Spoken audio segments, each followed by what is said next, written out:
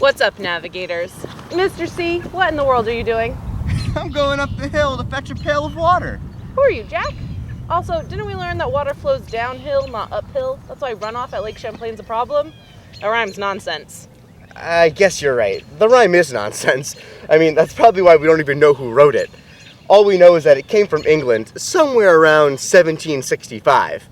But anyway, they got the story wrong. It's not Jack and Jill went up the hill to fetch a pail of water, Jack fell down and broke his crown, and Jill came tumbling after.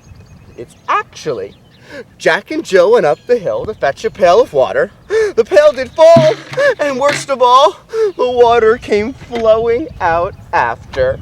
Yeah, I totally think you just made that up. Okay, maybe. We've been talking a lot about water on these portals.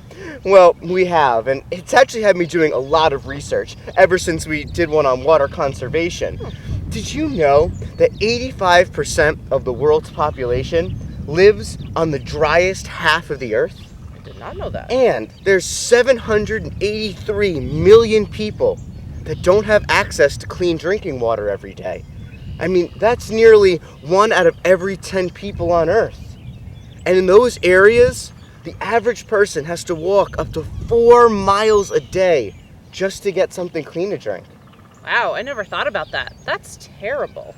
Which leads us to our mountain to climb. Navigators, this week we want you to pretend that you live in one of these areas. Let's suppose you have a 10-liter container and you're taking it to a well 2 miles away from your home.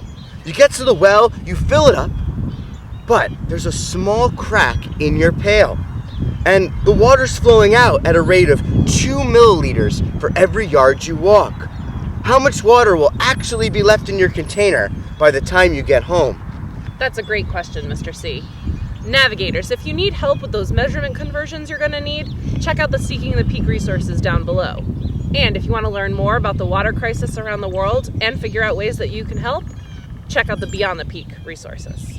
All right, navigators, good luck, and see if you can figure out how such a tiny little crack can cause such a big problem for the people all over the world.